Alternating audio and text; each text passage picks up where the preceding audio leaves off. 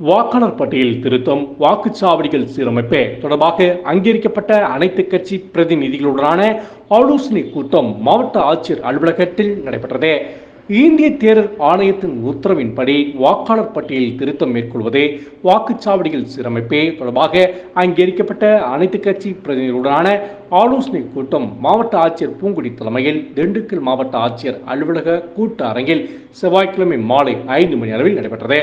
இக்கூட்டத்தில் மாவட்ட ஆட்சித்தலைவர் அவர்கள் தெரிவித்ததாவது, இந்திய தேர்தல் ஆணையம் உத்தரவின் பேரில் 1/1/2025 தேதியை தகுதி நாளாக கொண்டு புகைப்படத்துடன் கூடிய வாக்காளர் பட்டியல் சிறப்பு சுருக்க முறை திருத்த பணிகள், வாக்குச்சாவடி மையங்கள் சீரமைப்பு பணிகள் திண்டுக்கல் மாவட்டத்தில் மேற்கொள்ளப்பட்டு வருகின்றன.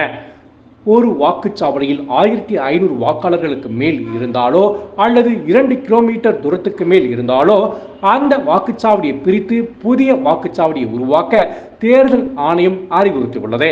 அதேபோல் பொதுமக்கள் வாசிக்கும் பகுதியிலிருந்து 3 கிலோமீட்டர் தூரத்துக்கு மேல் வாக்குச்சாவடி அமைந்திருந்தால் அங்கு குடியிருப்பு பகுதியில் புதிய வாக்குச்சாவடி உருவாக்க தேர்தல் ஆணையம் அறிவுறுத்தியுள்ளது.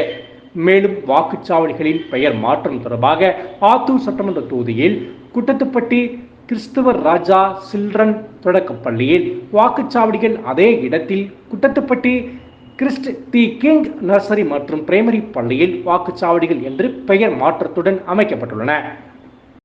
திண்டுக்கல் மாவட்டத்தில் வாக்குச்சாவடிகள் சீரமைப்பு பணிகளுக்கு பின்னர் பழனி சட்டமன்ற தொகுதியில் 323 வாக்குச்சாவடி மையங்கள், ஒட்டஞ்சத்திரம் சட்டமன்ற தொகுதியில் 282 வாக்குச்சாவடி மையங்கள், ஆத்தூர் சட்டமன்ற தொகுதியில் 321 வாக்குச்சாவடி மையங்கள், நிலக்கோட்டை சட்டமன்ற தொகுதியில் 271 வாக்குச்சாவடி மையங்கள், நத்தம் சட்டமன்ற தொகுதியில் 327 வாக்குச்சாவடி மையங்கள், திண்டுக்கல் சட்டமன்ற தொகுதியில் 290 வாக்குச்சாவடி மையங்கள், வேடசனூர் சட்டமன்ற தொகுதியில் 309 வாக்குச்சாவடி மையங்கள் என மொத்தம் 2123 வாக்குச்சாவடி மையங்கள் ஏற்படுத்தப்பட்டுள்ளன.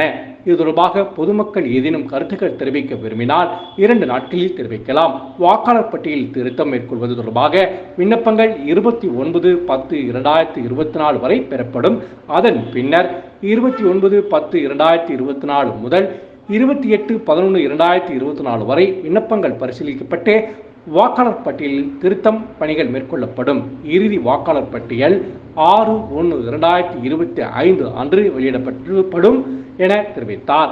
இக்கூட்டத்தில் மாவட்ட ஆட்சியரின் நேர்முக உதவியாளர் கோட்டைக்குமார், திண்டுக்கல் வருவாய் கோட்டாட்சியர் சக்திவேல், தேர்தல் வட்டாட்சியர் முத்துராமன், அனைத்து வட்டாட்சியர்கள், அங்கீகரிக்கப்பட்ட அனைத்து கட்சி பிரதிநிதிகள் உட்பட பலர் கலந்து கொண்டனர்.